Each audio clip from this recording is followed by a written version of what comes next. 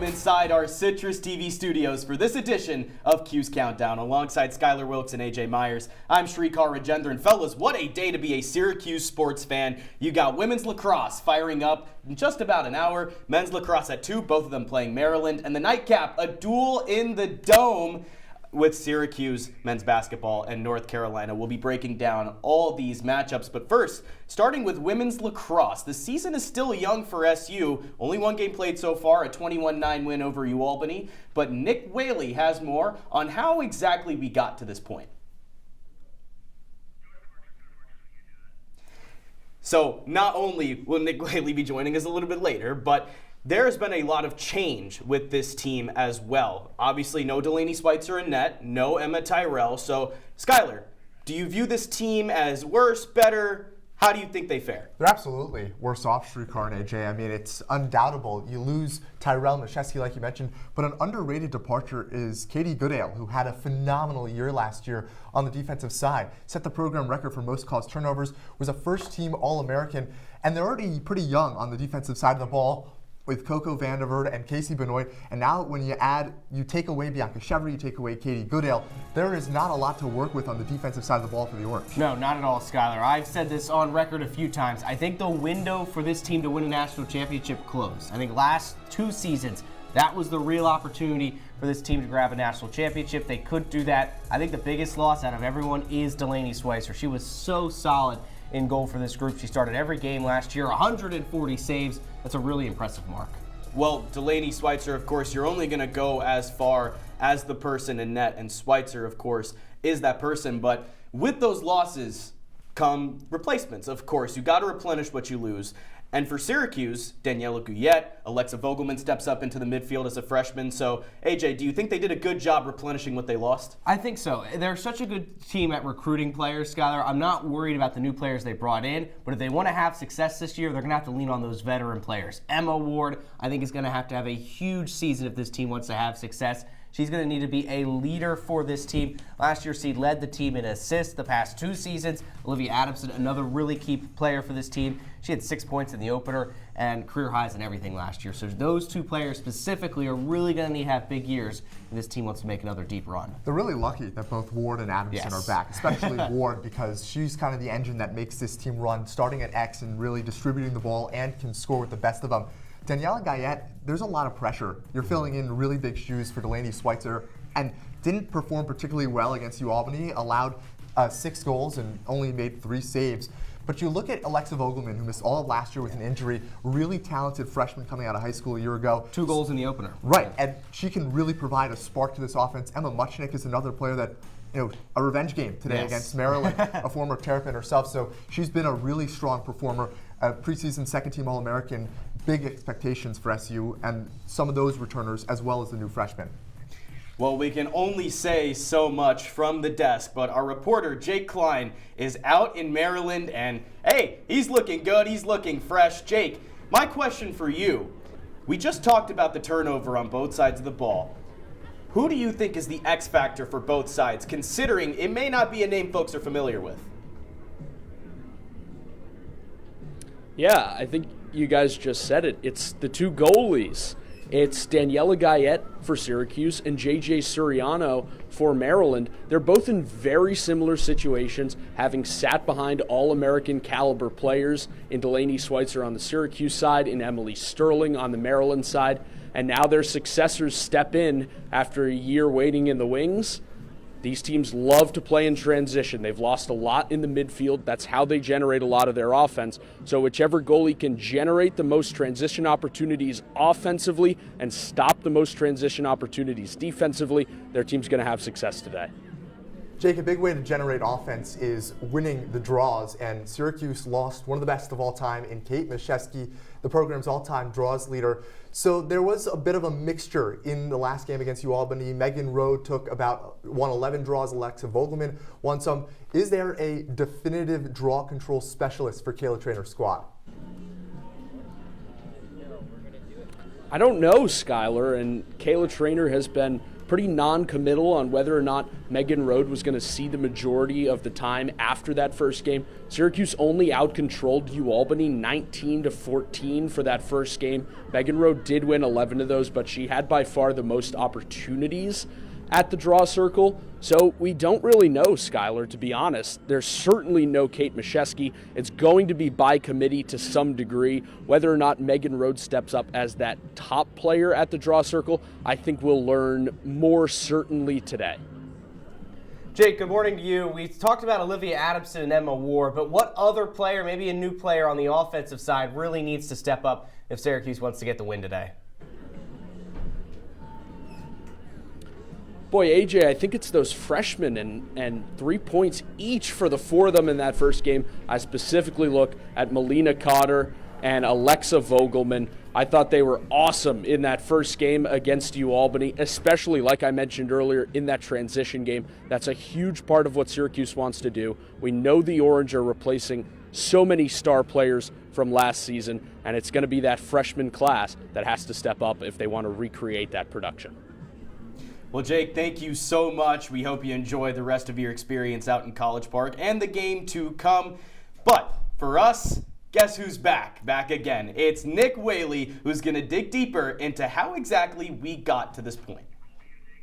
Well, thanks, Srikar. Last year was the third season under Kayla Trainer for Syracuse women's lacrosse, and it was a campaign that, on the surface at least, was very successful. A 16-6 record, 8-1 in conference play, 4 wins against top 10 teams, and a run to the NCAA tournament semifinals. It sounds great, doesn't it? Well, when you take a closer look, there are patterns of disappointment that are beginning to show. 2 of SU's 6 losses on the year were against the school that Trainer left to join the CUSE. You guessed it. It was Boston College. Both times it prevented the Orange from an accolade. First the ACC regular season title, then a spot in the national championship. Remember when I mentioned a pattern was forming? Well, take a look at what's happened when Trainer has come up against the team she coached for 4 years. The Orange are 0-6 against the Eagles in her tenure, twice during championship weekend. There's some Chestnut Hill voodoo going on for the Orange. 3 of those 6 losses were by just 1 goal. They will face off against the national champions at the end of the regular season once again. Can Trainer finally break the BC curse? Only time will tell. Still lots of lacrosse to get to this spring, starting with Maryland today. Guys, back to you. Well, you mentioned, Nick, a lot of lacrosse to get to, and that rings true for us. We're going to take a short pause here on CUSE Countdown, but when we're back, the Maryland Terrapins are opening their season against this Syracuse team. We got to break them down. We'll be right back.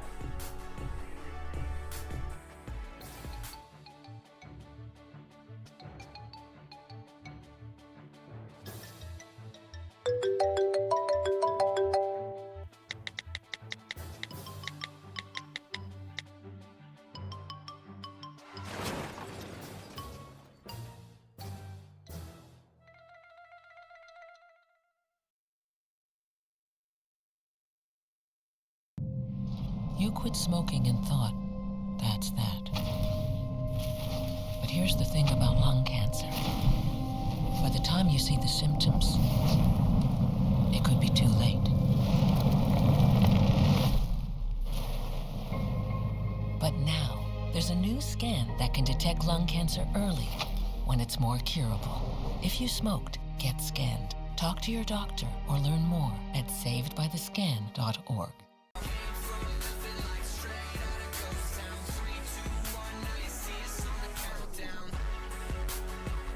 Welcome back to CUSE Countdown alongside Skyler, Wilkes, and AJ Myers. I'm Srikar, Rajendran, breaking down Syracuse women's lacrosse against a team that has yet to play this season in Maryland, and a lot of change for this team too. 10 seniors out, 11 freshmen in. Skyler, how do you feel about this team on paper? It's tough to say, mostly because we haven't seen them play a game yet, and you just don't know. There's a lot of new faces, like you said, Srikar, but some of the key returners, Corey Edmondson, who was a second-team All-Big Ten last year, one of the best players on this team, and Hannah Lubecker is still there. They still have a lot of key pieces for Kathy Reese, but it's just hard to project how this team plays out when we haven't seen them play a game. Yeah, it's tough. They haven't played a game yet, but they kind of have a similar issue to what Syracuse has. Their starting goalie last season, Emily Sterling, she started 19 of 20 games, over 80% of the minutes in net. She was a key figure for this team. She's gone, so they're going to have to replace her. New goalie, that's always a tough challenge for any team, regardless if they're a talented one or not. Well, names like Corey Edmondson in the midfield, Kennedy Major on defense, still big-time players. I mean, last year when Syracuse played Maryland, Corey Edmondson had a hat trick. So, AJ, there is a lot of turnover, but there's still some pieces here that can really help them. Yeah, some key returners on this Terrapins team that are going to be a big help if they're going to want to beat Syracuse today and have success down the line. Kennedy Major, another really important player for this team on the defensive side of the field. She's going to be key as well if this team wants to have success. They do have important returners, but there are, as we mentioned, some big losses as well. Hannah Lubecker is probably the biggest returner out of them all, at least on Syracuse's eyes, who kind of put the game away for the Terrapins last year. These two teams have a storied history against each other, two of the best programs in college lacrosse. But whenever you have Kathy Reese leading the helm of your team, it's always a tough battle for Kayla Traynor. Well, both teams have been covered in full here. For us, it's 1 down and it's 2 to go. When we return on the countdown, we're going to flip sides a little bit here. Same sport, same teams, but it's men's lacrosse time. We'll be back on the countdown.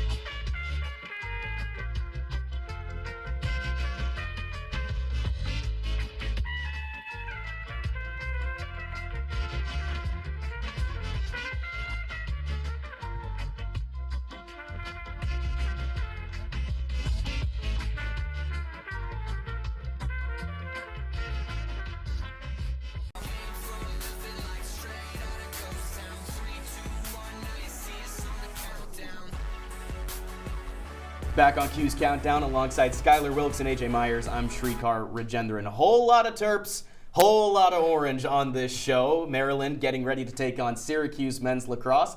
But last time out for Maryland, it was a tight one, an 8-7 win over Loyola. Skyler, it was a close game. Any worries for you? I am a little worried. I mean, this is a Maryland team that lost a lot of key pieces from last year, and Loyola, you know, Srikar, your guy Pat Spencer is not really there anymore, so this is not the same Greyhounds team that they were in years past. Maryland should have been able to handle them more efficiently, so you got to give Loyola a lot of credit for sticking with them. A 1-point overtime win. John Tillman has got to expect better out of his squad. Yes, it was, you know, kind of a concerning start, Skyler, but also I'm taking that away from that game is how well Maryland responded. It was a 3-goal deficit. They scored 4 goals in 4 minutes to take the lead. Now, Loyola did get one at the end to send it into overtime, but I think it says a lot about this team and how they responded and came back in a game where it looked as though they were getting upset.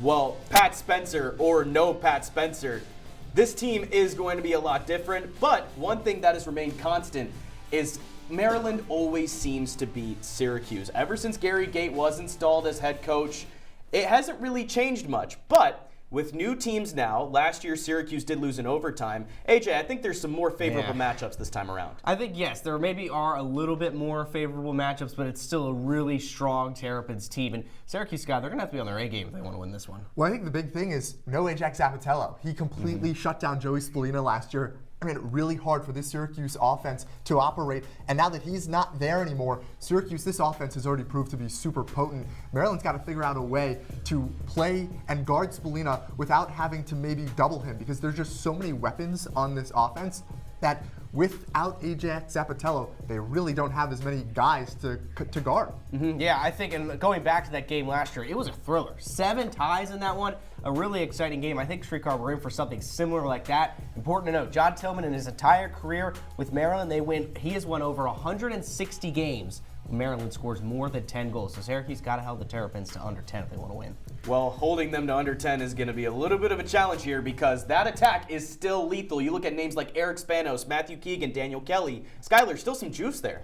Yeah, Spanos scored 4 goals against Loyola, but Braden Urksa, who was on that team last year, played really good lacrosse. Maryland is always going to have weapons, but another key departure is Luke Weirman at the faceoff X. He's not there anymore, and that is a really big loss for the Terps, who really rely on him. But like I said, you have Spanos, you have Urksa. That's a big help for your offense because Syracuse, the defense has been really strong, but you never know what's going to happen. There's a lot of veteran presence on that defense, but you still have a young goalie in Jimmy McCool. Yeah, you do. And I think this is similar to Syracuse's attack last season, kind of getting off to slow starts. Look at that Loyola game. They got off to a slow start, then they scored a flurry of goals in that fourth quarter. In total, they have 16 overtime wins, this attack. So you don't really want to get this attack in late, tight games because they are clutch. They can hit those big shots, score those big goals when a game gets tight. So it's something for Syracuse to be watchful of. Maybe get a big lead. Don't give this attack any fuel to potentially come back.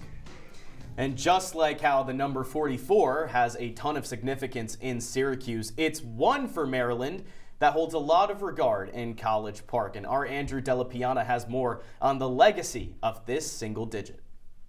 Hey, thanks so much, Srikar. When you think of Maryland lacrosse, what comes to mind? And don't say crab cakes. Why don't you think about more than 500 All-Americans, and how about the double-digit national championships? But for head coach John Tillman, it all starts with the people inside his building.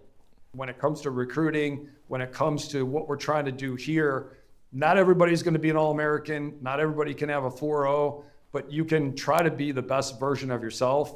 And we know once you get out there, you're going to be competing with, other people for job opportunities, for promotions, for opportunities. I mean, Tillman is right. His resume speaks for himself. Culture, an integral part of the oldest team sport in the world, and Maryland is the cradle of the game. And with that comes a very, very rich tradition. Maryland has built a strong set of values over its 100 seasons, making winning not just the expectation, but the standard. As part of this tradition, the Terrapins reserve the #1 jersey for program standouts. For decades, this number has been both honored and cherished within the program. It signifies a player who embodies exceptional performance and leadership on and off the field, upholding the program's standard of excellence. The #1 represents being the best, perfectly aligned with the program's mantra, be the best, coined in the 1970s. Legendary Terps who have worn the #1 jersey include Andrew Whipple in the 1990s, Joe Walters in the 2000s, and of course Matt Rambo, who led the undefeated 2017 national championship team. Over the years, #1 has symbolized excellence, fire, and finesse. Now, the newest member of the number is making history of his own. Logan McNeely, know the name, just the second goalie ever to wear the jersey number since Melvin Stevens did it back in 1989. McNeely back for his 6th season with the program, having become a full-time starter on that undefeated 2022 championship team, where he was named the NCAA tournament's most outstanding player. The graduate student started 2 games the next season before tearing his ACL in his right knee during a game against Loyola. He returned last season, though, to play at his usual form, finishing 10 games with a save percentage of .500 or better. Now in 2025, he continues to make history, becoming just the 4th Terp in program history to eclipse 600 career stops. McNeely also named to the Tewaaraton watch list before the season and is determined to honor the legendary single digit that he wears on his front chest. All right, it's time for a quick break on Live CUSE Countdown, but when we come back, we'll take a look at the Syracuse side of things. You won't want to go anywhere.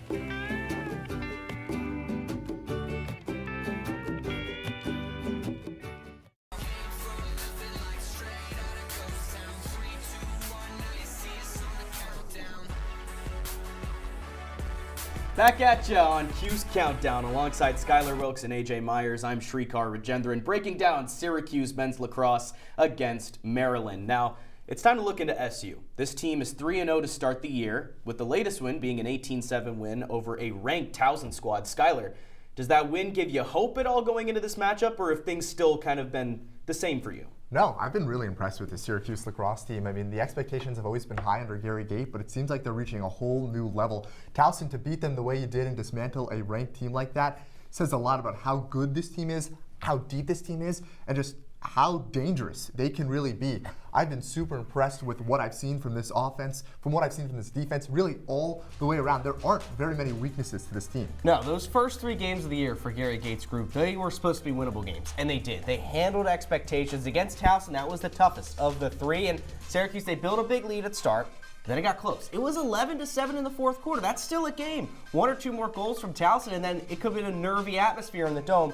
But Syracuse, they handled business. An 18-7 win. I love how this tack just finishes games. Either they're starting quick and ending the game right away by getting out to a 7-8 goal lead, or as we saw against Towson, in the fourth quarter, they get a flurry of goals, end the game. Last year, Srikar, we didn't always see that from this team. We saw too many games get way, way too close. I think of the UNC game in the regular season, they had that one, then it got close, nervy finish. Too many games got too close last season. Even in the NCAA first round against Towson, that got close as well. Too many games got too close last season. I really like so far how this team has been able to finish games, put them to bed, especially winnable games. That's a good point, AJ, is the inability to finish was something that we saw a lot last year. I mean, even that game against Maryland, where Syracuse was in front and just couldn't capitalize that open shot that Michael Leo had on goal that he missed wide. So to beat a ranked team like this from wire to wire says a lot about the growth of this team. Yeah, and they're going to need to do that to either get out to a fast start or in one of those quarters build a big lead, because Maryland, they like to come back into games. So they're going to have to be on their toes a little bit more than they were in the first 3 games, Srikar, but I have a lot of confidence from this team from the first 3 games of the season. Well, complete is the name of the game, as our analysts like to say here, but you mentioned a good point with the attack. It's one aspect that really hasn't lacked at all for Syracuse this season. We know the names. We know Joey Spallina, Owen Hiltz, and a surging Luke Roa now. I mean, where did that come from? But this team is also completely playing as a full unit. AJ, it's been super cohesive. It has. It's really impressive what I've seen from Gary Gait's attack. It's definitely the best part of this team, Skyler. It has to be. This team can score so many goals and so many acrobatic goals. It's like every game you watch, it's like, oh, where's that SC top 10 play going to be? It's not just about Joey Spallina. I think in years past, maybe at times last season, there was a reliance on Spallina to just go out there and do some magic. Ron James with the Cavs or something like that. They're not solely relying on Joey Spallina to win them games. They have Michael Leo. They have Fid Thompson. So many options. I really want to highlight Michael Leo. Out of all these attackers, he was not named to the Tewaaraton watch list. I think he has a fire under him to really go out there and perform and show that he can be maybe the best option to score goals, because Joey Spallina doesn't necessarily have to be getting all these goals because he has other options to lean on. That's the biggest growth I think we've seen in Joey Spallina's game, AJ, is the fact that everyone is expecting number 22 from Syracuse. He's got to score all these goals, but that's just not him. He's a great passer. And look at that there. He has more assists already than goals. That's just what his game is. And you pair him with Finn Thompson and Owen Hiltz, 2 guys who are lethal shooters. Joey Spallina has such great vision that he can make such great passes and find those open teammates. And then you add that great midfield line to it. Luke Roa, Michael Leo, you talked about it. Jackson Burtwhistle is still on the team. There's just so many weapons. If you're an opposing defense, you look at this team and you're like, how can I stop all of these players? Because there's just too many guys. You look at every box score, Srikar, and it's like, oh, who didn't get a hat trick? It's crazy. And I think something you said key was, for something you said, Sky, that was really key, is Joey Spallina is distribution. Let him work at X. He is such a good passer of the ball. He can find all these players, and all these players can score goals with their eyes closed, it seems like. And you mentioned the SportsCenter top 10, like, holy cow. Yeah. The goals are ridiculous. You look at them and it's like, how did you score that It's like goal? the Harlem Globetrotters. It's exactly like that. And the first goal of the season from Luke Roa was like, that was one of the most impressive goals I've ever seen. Tug on the back of the jersey, basically flying through the air. It's incredible. But those are the non-negotiables. We knew the attack would be good. One question coming into the season was how good the face-off unit would be. John Mullen, not too shabby, 17 for 25 against Towson. But Skyler, are you impressed? Or do you still need to see a little bit more? No, I mean, I was sold on him last year watching him play backing up Mason Cohn. That was such an impressive tandem at the face-off X. And Towson has a really good face-off guy in Constantinides. So for Mullen to handle him the way he did says a lot about his growth as a player. I mean, he was really impressive last year as a true freshman. I was beyond ready to see him take over that starting spot with Mason Cohn out of the picture. John Mullen has the potential to be one of the top Fogos in the entire country. But I only expect to see him in year number 2, 3 games in, he's already strong. He's only going to get better from here. Yeah, I could agree with you more, Skyler. Last season, SU, when Mullen won the faceoff, they scored 34 goals. That shows how important it is when he's getting those faceoff wins. SU tends to be winning games, and I don't think he has a lot of competition. Johnny Retrusa hasn't looked that great. He's 5 of 15 so far this season. He hasn't really shown to me that he can put any pressure on Mullen. I have the confidence in Mullen, and I think that's a good thing that he doesn't have any pressure behind him. He's not worried about losing his spot. I think he knows this is his spot to dominate in, and this is going to be a real big test. I know that Towson was a test, you mentioned that, but this is a top 10 team in Maryland. He's going to have to be on his A game because, as we know, Srikar, when this team does not win face-offs, go back 2 seasons ago, they are not winning games. And you're right, AJ, where the fact that Mullen, he doesn't really have any pressure behind him. So it's kind of his job to lose, and he can just go with that. He doesn't need to feel like one mistake could cost him his job. Exactly. Well, when you mess up the face-off game, it really doesn't help you anywhere else, especially on defense. It makes things harder for the guy in net. And Syracuse has a fresh face in that regard, Jimmy McCool. And our Gino Antamarino has more on this new goalie. Jimmy McCool has gotten the starting nod in goal for Syracuse men's lacrosse this season, and everyone's asking, who is this cool guy from Boston anyways, and how did he get so good at stopping shots? It's kind of a funny story. So I first started lacrosse, I was in the net. I was kind of just the test dummy for my 2 older brothers and whatever sport they were doing at the time. And then started playing lacrosse officially in town league. Really liked the sport, but didn't love the running. So I decided to stay in the net and kind of time out when I have to make my big runs. But Jimmy didn't just learn from his brothers. He also learned from a familiar face here in SU, Will Mark. Yeah, he's been the best. He was kind of, the guy I just always looked to for any advice, anything I needed. And he's been one of my best friends, even still after he's graduated. We're talking almost every day, and I actually owe him a phone call tonight. But yeah, he's been huge for me, just kind of always in my corner. I was always in his when he needed it, and just kind of that back and forth relationship I think was huge for both of us. Now the Tewaaraton nominee has certainly rubbed off on Jimmy. The redshirt sophomore has put up a .674 save percentage this season, 3rd best in the country, and a .526 goals against average, 4th best in the country. But Jimmy says it's not all about making flashy saves. That was too fast! Flashy saves. But Jimmy says it's not all about making flashy saves like that one right there. Come on now, that makes up for a good defense. No, the defense is always unreal, and they try to give me the shots I want to see, and so far they've been doing a great job of that. So I'll always be thankful for them. They're putting their bodies out on the line with even less equipment than I'm wearing. They're just as likely to get hit sometimes as I am. So whenever they're doing their thing and we're playing together as a unit, I'm always going to be appreciative of them. They've been unreal for me so far. Now, having a good family by his side and also a good defense in front of him is not the only support that Jimmy and a good goaltender needs. Oh. Invest in a good cup. I think that's the most important thing from the get-go. And then, just find the joy and, like I said, kind of being that party stopper. The offense likes to hoot and holler, but when you make that save and you see their whole sideline kind of depleted, that's an unreal feeling. Now, head coach Gary Gate and company are hopeful that Jimmy McCool can step up and make big saves en route to a national championship. Reporting from South Campus here in Syracuse, I'm Gino Antamarino, CitrusTV.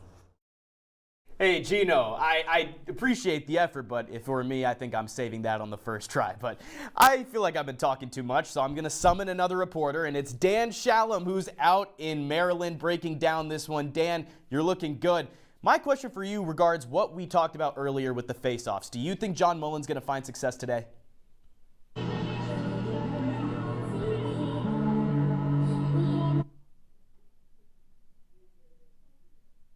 Srikar, I actually want to go back to last year's matchup before we even got to talking about Johnny Mullen. Both of the Fogos this year for Syracuse and Maryland didn't really play that much last year. Maryland won the face-off battle last year 16-13, and that was all between last year Mason Cone and Luke Weirman. Both those guys have graduated since then, and they're both All-Americans. Now it's time for both the backups from last year to step up. So it's going to be all really Johnny Mullen. We'll see how he does. 17 for 25 in his last game. And I think the biggest thing for him is just staying cool, calm, and composed. He was telling me after last game that he just likes to get the ball to the wings, and that's the biggest thing for this team. If you see them succeed on offense, the way that they're getting so many possessions all starts from the face-off X, particularly with Mullen feeding to the wings, get Syracuse inside the offensive zone, then they can really get to work. He also says he likes to storm down and shoot, so we'll see if we get some of that today.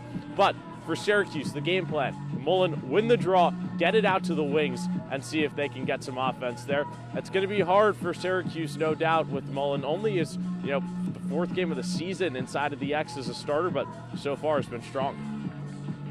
Cool, calm, and collector. At least I think you do. I can't really see you through the fog there. But you'll know who's off to a really strong start this season. Luke Roa, 8 goals in 3 games. He had just 20. He had 20 goals in 18 games last year. So Roa, he's part of that impressive midfield line. You think the junior can continue the success he's had so far this season?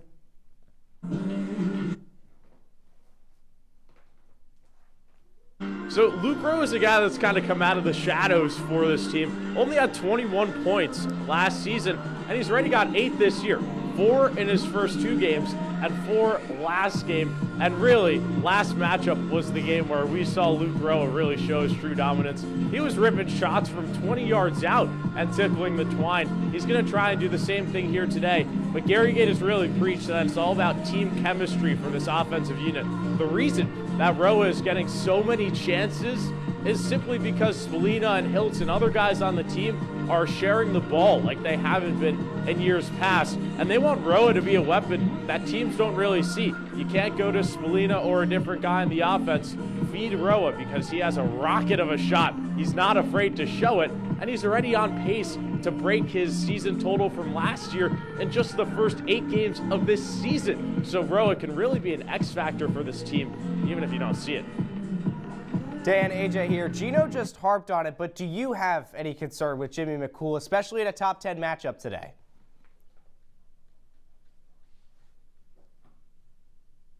Jimmy McCool, what a story for this guy now, replacing the one and only from last year, Will Mark.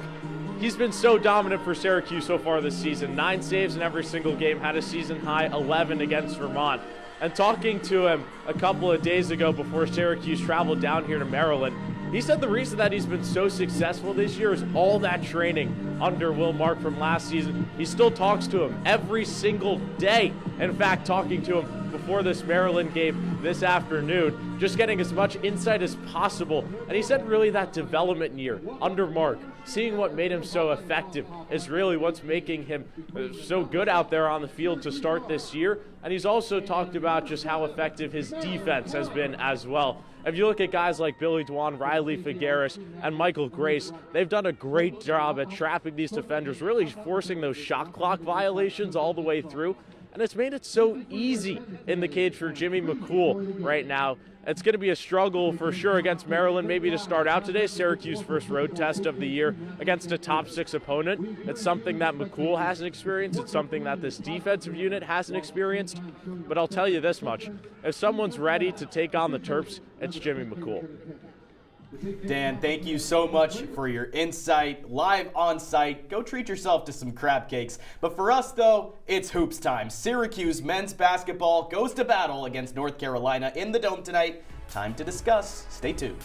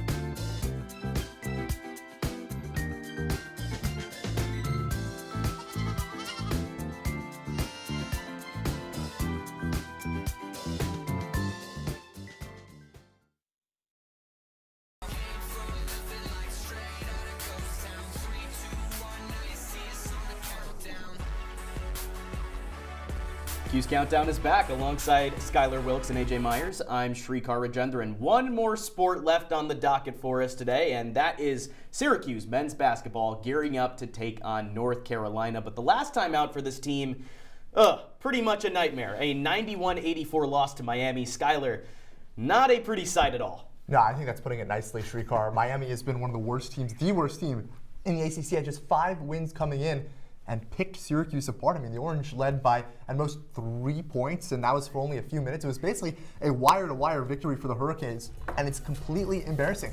Syracuse has already had a down year, close wins over schools like Lemoyne and Youngstown State, but Miami, it seemed like you were right back on track. You escaped that triple overtime win over BC. You got to take care of business on the road against Miami, and instead, they lose. You see, first loss to the worst ACC team in 8 years. I mean, there's just nothing good about that game. That's unacceptable for this Syracuse team to have such a bad loss like that. And you mentioned those first 3 games of the year. That should have been a massive foreshadowing for everyone following Syracuse men's basketball and how poor this team would be. They looked awful against Miami. The thing that jumps out to me the most is that the Hurricanes were not a good three-point shooting team. Srikar. They hit 10 threes. Now Syracuse, they had 8, which is pretty good, but they went 8 of 21, so there was a lot of misses in those three-point attempts. Good. 10 threes from the Hurricanes was something nobody expected. Matthew Cleveland, I mean, they made him look like LeBron James in that game. He was going off. He had 32 points. Lucas Taylor had a really, really poor game. Everyone had a really poor game. I thought Chris Bell got off to a good start. He had 12 points in the first half. Guess how many he had in the second half? Just 2. That basically sums up Chris Bell's season for you. It was a real encapsulation of what this team is this season. Not that talented. There were sparks at times. Jaquan Carlos hit a few threes towards the end of the game. But outside of that, he had a really bad game, especially on the defensive end. Just a really poor game overall. It's going to be really interesting to see how they bounce back against what is not a great UNC team, but still a solid one. Better than Miami was. Well, we're scrambling for answers here at the desk, but one reason that Syracuse has been floundering of late is not having a guy like Donnie Freeman out on the court. The freshman was sidelined for the rest of the season with a lower leg injury. AJ, that impact can truly be felt if he's not on the floor. I think so, but I don't know, Skyler. I really have no idea because we've seen this guy in one or two really good games. The one that sticks out to me is Cornell. He looked dominant in that game, but outside of that, I don't know. He always looked kind of average. He never really looked like that 5-star recruit that he was supposed to live up to. His season's unfortunately over with that injury. It'll be interesting to see if we ever see him in a Syracuse uniform again. I don't think it's out of the question. I think it's similar to Judah Mint's scenario. If he's not healthy come NBA Combine time, and then I think he'll be back. Or if scouts tell him you're not ready yet, I think he will come back for another year. But this season definitely was a disappointment for him. And I don't know what difference he would have made against Miami because prior to that game, before he got hurt, he hadn't shown me anything any ability that he could win this team game single-handedly, other than Cornell. Yeah, single-handedly, I think you're right there. I mean, obviously, he's a talented player that was going to contribute and score. I mean, he's second on the team in points at just over 13 a game. But you're right, AJ. I just don't know if he really makes that much of an impact. I think he's giving Peter Majstorovic a chance to really shine, who's got a longer future projection-wise with this team. Donnie Freeman is someone who may not be back next year, but even if he's back in college basketball, I don't know if he comes back to Syracuse even. Yeah. Because, I wouldn't be surprised if someone like Maryland comes in and poaches him away, brings him to the Big Ten, gets him closer to home in that DMV area. Donnie Freeman was a talented player, but he never lived up to that, highest ranked recruit since Carmelo Anthony. Well, Carmelo Anthony, his freshman year, led this team to a national championship. That ain't happening. It's big expectations here, Skyler. Right, and Donnie Freeman was never going to live up to those expectations. They were unrealistic. But you expected him to do a little bit more, and nothing he could do to avoid that injury.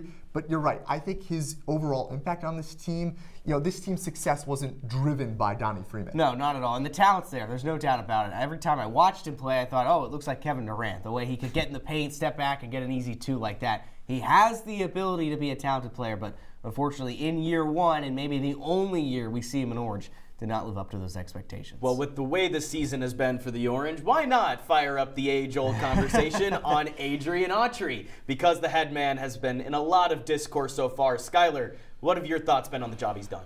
Well, I mean, I think it's pretty easy to say he hasn't done a good job whatsoever. Adrian Autry, really nice guy, and he's a great player in his own right here on the hill. Won 20 games his first year. Which was impressive, but the losses this year have been bad. Even the wins haven't been particularly impressive. I mean, you're going to double overtime with Youngstown State. triple overtime with Boston College. That's not really a good thing. And I know our friend Jay Klein, he might be in College Park. He's a huge supporter of Brian Hodgson, the head coach at Arkansas State, who is a Western New York guy to come in. And I'm not necessarily calling for Autry's job, but it's really, really disappointing. This is a Syracuse basketball brand that is really known nationwide, even worldwide, and Autry is damaging the reputation of this team. He's done a phenomenal job recruiting, but that can only mean so much. You got to actually win games when you're coaching this team, and he just hasn't done that. He just looks out of his element, right? Not good at in-game adjustments. The offense is bad. There isn't a whole lot to like about the job that Adrian Autry has done coaching this team this season. No, and the question is, are the X's and O's there? That is the question. Can he be that in-game coach? I wouldn't say I could pinpoint a game where he lost the game. I looked at that Miami game and saying, oh, could he have maybe started Chris Bell in the second half? But then I think about it more. Would that really have made a difference? I have no idea. I don't think they should fire Adrian Autry. I think that would be a massive mistake from John Wildhack, because with recruits, if you let go of the guy that brought in some of these recruits, that brought in Kai and Anthony, you let that guy go, then maybe those guys decommit. College basketball is such a wild landscape these days. Athletics in college are now so crazy in how players transfer and stuff. You need to have a solidified voice for at least, I think, 5 years. Someone there who we know is leading the program. How well he's leading it, that's the question. 5 years is a bit too long for Adrian Autry. You think it's too long? I also think you can't forget about what he did in year one. I don't think you can. But it's a marked, Yes, sure, it's a year by year. It's a huge difference between year one and year two. It's a what have you done for me lately, and lately he hasn't done anything great for this team, but I still think you got to put faith in him. I think he needs to reassess how he addresses the transfer portal, because that's why I think this year has been such a calamity, because he missed on too many of those transfers. Lucas Taylor hasn't been there. Jaquan Carlos hasn't been there either. Those were guys he was expected to rely on. Didn't work out. And also, I don't think he expected Chris Bell to be coming off the bench. He expected him to be a leader on this team, a knockdown three-point shooter. Different expectations. That hasn't happened either. For sure. But another team that's been a little inconsistent, the Tar Heels. But they are looming here, and we're going to be breaking down this team when we return on the Countdown. Women are bad with money.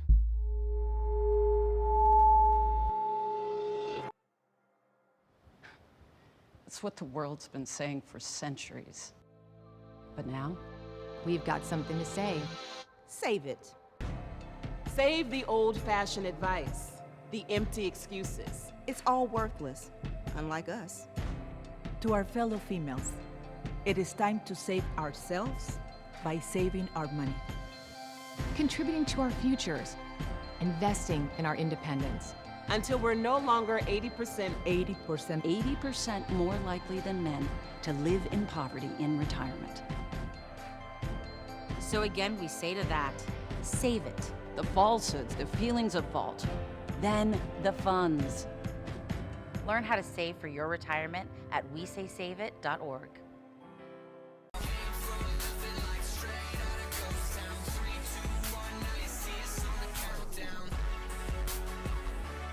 Welcome back to CUSE Countdown alongside Skyler, Wilkes, and AJ Myers. I'm Srikar Rajendran. Still breaking down Syracuse men's basketball against North Carolina. The Tar Heels, though, fellas, not the same team we're used to seeing, especially with a brand like North Carolina. Skyler, who do you blame here? I think you have to blame Hubert Davis, right? I mean, he's another in the same spot as Adrian Autry. One coach to another. Right? Filled in for a legendary coach, an alum of the program, and just hasn't had the same success. He's done a little bit better in the transfer portal. They just haven't translated to wins. It's really surprising to see that this Tar Heel team is struggling the way they are. Such a legendary brand in college basketball, and they have good players on paper. It just has not translated to wins. Last year it was all sunshine. They had a great ACC campaign last season. I know they fell flat in the NCAA tournament, but this season has not gone well. And what really stands out to me is just one quad one win. In those big games, they really have not lived up to expectations, and that's something that UNC tends to do. They tend to play well in those big games. This season just has not been the case. And yeah, transfer portal, maybe they missed this year a little bit, but it's been a surprise. I did not expect North Carolina to be this poor.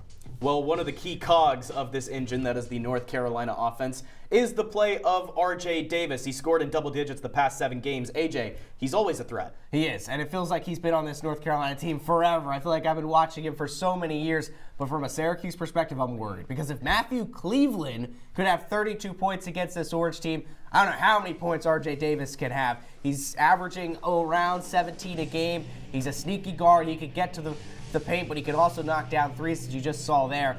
I'm Syracuse. I am worried because Lucas Taylor did not look good defending Matthew Cleveland. I'm assuming that'll be his matchup today will be RJ Davis. Unless you're going to put Starling on him, I'm worried because I feel like RJ Davis could have a big game. RJ Davis is kind of like the Armando Bacot of UNC guards. Been in college forever, had successful college careers. He's a certified bucket. He can really score the basketball. Had both 22 and 19 against Syracuse a year ago. You gotta make sure that you're keeping eyes on him at all times. You can't let him go off like a Matthew Cleveland, even like a Jaleel Bethea. Davis, maybe keep two guys on him, not necessarily, or maybe go into his zone. Try to eliminate his chances to score the basketball with ease. Autry tried his zone against Miami in the first 5 minutes, and then he got rid of it because it clearly was not working. But RJ Davis, not the only guy for Syracuse. Our Nathaniel Cunningham has more on Elliot Cadeau's success. Thanks, Srikar. When you talk about UNC men's basketball, there's a whole lot that you can talk about with this guard depth. From the starting lineup to the bench, the front or the backcourt action is through and through, and you have to mention Elliot Cadeau in that name. The New Jersey native took a step up from his freshman campaign as he's shooting nearly 40% from beyond the arc, but it's not just his action from deep that has really seen success because his overall offensive game has really taken a step up from how it was a year ago. You take a look about what he did against Cal. You can see that play where he's cutting into the paint, but it's not just his ability to finish around the rim. Let's pause real quick right here. He notices that this Golden Bears defender is deep inside the paint. Traditionally, they'll come up and kind of play preventing the mid-range. He notices that, knows he can beat his defender, and decides, well, that's an easy two at the rack, so let me go up there and take it. He has the ability to see the entire court, see the opposing defense, and make decisions that way. But it's not just Cadeau's offense that makes him special, but his defense. When you take a look about what he did earlier this season against American, he caused a lot of pressure and really forced turnovers that led into UNC's pace of play style that they love to do. Let's take a pause right here. Take a look at where he's picking up this guard. It's in the backcourt. He's caused so much pressure that he's forcing American to make moves in a full court man-to-man press. And ultimately, you saw the result. When he gets in there, he uses his quick hands, and the next thing you know, the ball's in his hands, and he's slamming it home. Cadeau is a big piece to UNC's fast pace, and that's the thing that Syracuse has to watch out for if they want a chance at taking down the Tar Heels like they did a season ago. Coming up here on Live CC, though, we're sitting down with a special guest. It's Carson Fowler here inside our CitrusTV studios. You won't want to go anywhere here on Live CC. Welcome to my house. Lately, not my happy place. Everybody's pretty tired of each other. The parents were not themselves. My little brothers were morphing into small creatures. The walls were closing in. Clearly a case of too much family, too close, 24/7. And there's a lot of that going around right now. If this sounds like your house, try going someplace new. YourLifeYourVoice.org. You'll find lots of ideas to help you handle the family stresses of being confined to close quarters. YourLifeYourVoice.org. It might not get you out of the house, but it could help you find a little more breathing room.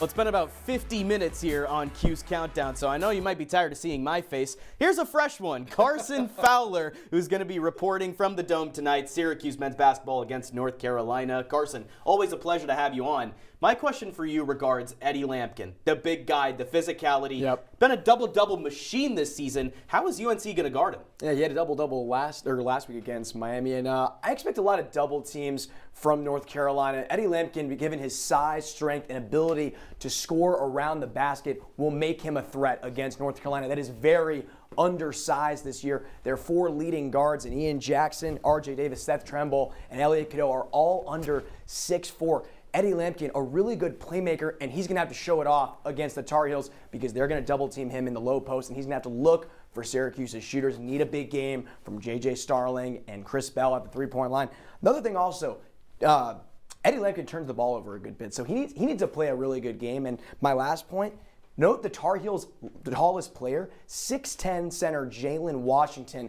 He only plays 20 minutes a game, and he had 11 minutes in logged against their loss against Clemson last week, so needed Eddie Lampkin to have a big game, and I think he could. Well, surprise, it's me now instead of Play a little Srikar. switcheroo. And you talked about the size of Eddie Lampkin. Totally. Now let's go to the backcourt.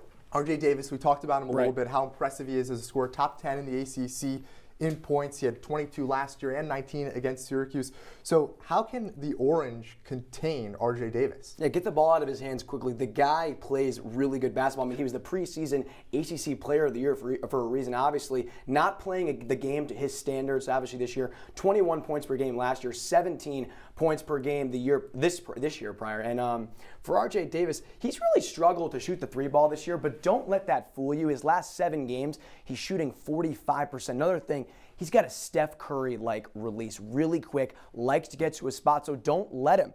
He also turns the ball over a good bit as well, so force the pressure action early. Lucas Taylor, you mentioned earlier, he's kind of going to be the guy that's going to be guarding R.J. Davis, but get some switches on him. Double team him a lot, get the ball out of his hands, make him force the issue. And last thing, he's really good in the transition. He's really good at absorbing contact, and he'll make you pay at the free throw line too. He shoots it at about 86%. All right, you got the second analyst. Second is the best. I'm kidding, Skyler. We love you. Carson, great to have you on the show. I want to talk about Adrian Autry. We were just talking about him. I think he should stay. I think he is the guy for this program. What if he gets a win today? Remember last season when UNC came to the Dome, Syracuse won, fans stormed the court, all looked great for Autry. What if something similar like that happens today? How does the persona change around Autry? Yeah, AJ, this game is a lot different than last year, obviously. I mean, these are two programs that are seriously struggling in their second year under head coach Adrian Autry, who obviously had 20 wins last year. But last year's game was against the 7th-ranked team in the nation. This year, it's a 14-11 North Carolina squad coming in. They're 6.5-point favorites. I spoke with an alum last night, and he's really just been trounced of what Syracuse basketball has become under Adrian Autry in just 2 years. He said his biggest concern with Autry is his inability to develop players. You guys talked about Donnie Freeman coming to Syracuse, the 2nd overall rated prospect to ever commit the Orange under, I forget the first guy's name for the last of me, but what has he done this year? 14 points per game, 8 rebounds. A good year for his terms, but just not the Syracuse standard. And obviously Syracuse 11-14 this year, and they haven't done much. I think he's tossed. There's a reason that this game, you can buy tickets for $4 on Vivid Seats. I'm back. But it's only to say farewell, of course. Carson, thank you so much for your insight. We hope you have a great time in the Dome tonight. You can go ahead and tune into Carson tonight as he tweets from the Dome. But for us, we're wrapping up shop here on live CUSE Countdown. Going to give our predictions before we close out. Stay tuned.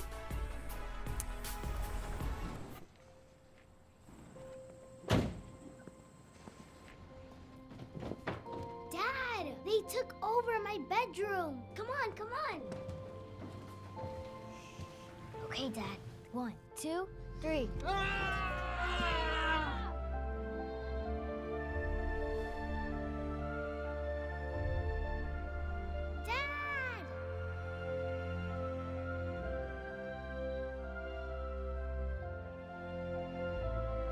You saved me. Dad? Are you okay? I'm fine, dear.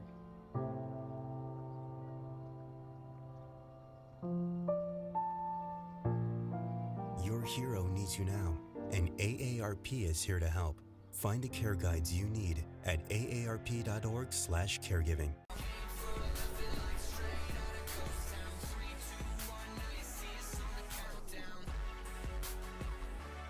Wrapping up slowly here on CUSE Countdown alongside Skyler Wilkes and AJ Myers. I'm Srikar Rajendran. Now, fellas, we've broken down all these games. I know we're exhausted, but we have to keep pushing here because we have to give our predictions for all 3 of these games. But let's take a look back at what happened last week because sure did. A lot of things happened, but it's going to be interesting to see how we can follow up this performance from the CUSE Countdown crew. We have Chloe Smars went 1-0. We have an 0-0 from Gino Antamarino. Come on, Gino. Where's the pick? Where's the pick here? And Andrew Delapiano also a 1-0. So I guess the goal for us is 3-0 here. It's a tougher task, but I think we got what it takes because the standings were looking good. I mean, me and AJ. How did I end up in last? How did I end up in last? Hey, guys, it's one game. I've been on one show. How did I end up in last? I was on one show too. I think we need to talk to the higher ups here. I think we do. I think it's unfair, but we have a chance to redeem ourselves here, starting with women's lacrosse. Skyler, who you got? Yeah, well, definitely trying not to be at the bottom there with you guys, but I also have the Terrapins winning this game 12-9. Syracuse, I just am not super confident in this team. All the departures that we talked about earlier, I just am so uncertain about what Kayla Traynor has with her team here. You got some really talented players, Ward and Adamson, and Muchnick is still there. But with Guyette, I just don't know. I'm not super confident. We don't know what the draw circle is really going to look like, whether Megan Road is going to carry the load or not. And the defense is solid, but again, no Chevry, no Goodale. There's just so many pieces missing that I'm not sure if I'm really confident in the Syracuse team. And now you're on the road at College Park, a Maryland team ready to start its season. I just feel like this could go not totally wrong for the Orange, but definitely in the Terrapins' favor. Skyler, I could agree with you more. I feel like I've agreed with you all show long, and I gotta claw my way out of the yeah, I guess so. I gotta claw my way out of the bottom of these standings. I was kind of back and forth. I'm like, can this SU team really pull off an upset and a statement win at the start of the season? I don't think so. I think it's going to be a close game. I got Maryland winning 15-14. It's a thriller. Anytime, whether it's men's or women's, Maryland and Syracuse get together, it's always a really, really good game. I think this is a high-scoring game. I think that SU defense is really tested today. I got 15-14. It's going to be a fun one, Srikar, but I don't think Kayla Trainor's group can pull out the win. It is a tough pick to make, and of course, we talked about both these teams having a ton of change on both sides, right? I'm going to go 14-11 Maryland here in our quest for 3-0. All three of us have to lock in and start 1-0, so this is the starting point. I'm going to go 14-11 Maryland in this one. It should be a close game, but I do think Maryland ends up getting it done. But flipping over to the men's side, this is where things get even more interesting. AJ, who do you got in this one? It's going to be a close battle. We talked about it in length. Who you got? I got a big revenge game, Skyler. Last season was a heartbreaker. In overtime, Gary Gates' group, it looked like they had that game. They should have had that one. They lost in overtime. I mentioned it. The key for Syracuse, keep this game out in overtime. Anytime the Terrapins go into OT, they tend to win the game. The other key is make sure they don't score 10 goals, because when they score 10 goals, they win. Keep them out of overtime. Keep them under 10 goals. You get a win. What's my score prediction? I got Syracuse getting 10 goals, Maryland 7, a 10-7 SU win. Huge win for Gary Gates' group. They really show that they are the #1 team in the country because, spoiler alert, Notre Dame hasn't played a game yet. So really, they are the best team in the country because they'll be off to a 4-0 start and a big win over Maryland at College Park. I was really torn thinking about this game because Maryland has just always had the upper hand. 6 wins in a row. Syracuse hasn't won at College Park since 1983, I think it was, which is centuries ago at this point. So you really want to hand it to the Terrapins. But this just seems to be not necessarily Syracuse's year to win a national championship, but just to get the job done. You know, even though the goal mouth still exists in lacrosse, which is what doomed Syracuse a year ago, the Orange can have this one in the bag. 15-10 wow. is the final. You got 10 though. You got to be careful. You're right. But I have trust in Joey Spallina with Luke Roa. This is just such a talented team that Maryland doesn't have the pieces to keep up. And I'll go 11-10 Syracuse here. Another close one, but got to put respect on the defenses here. It should be pretty low scoring. But men's basketball, we had 2 straight close games. Skyler, do we have a third in store here? I'm going to be short with you here, Srikar. Absolutely not. Oh, 85-70 in favor of the Tar Heels, who are really top of the ACC in almost every offensive category. Syracuse towards the bottom in every defensive category. RJ Davis, I think, could really go off in this game. Syracuse's offense just doesn't have enough to get over that hump, and the defense is going to fall apart. I got 80-75. UNC gets the win. I think Syracuse does keep it close. Every time they have a bad loss, they tend to respond a little. At home, they tend to play a little bit better. But I don't think they have enough. I think J.J. Starley needs to have a huge game if they want to win. He's got to start off really good. He's got to get 10, 15 points in that first half. Keep it close. I think they do, but I don't think they get over the hump, and it's another damaging loss for Adrian Autry. Do we all just agree? Because I'm I going think- wow, 71-57. look at that. Are we Wow. all locked in on the same picks here? We'll either be at the top of the standings or the bottom. Okay, I guess we're in it together. But for Skyler Wilkes, AJ Myers, and myself, we wanted to thank you for tuning in to this live edition of CUSE Countdown. I know we're all tired of talking, but this is what we love doing. We love talking ball. This is what we do. So once again, thank you for joining us on the countdown. We'll see you next time.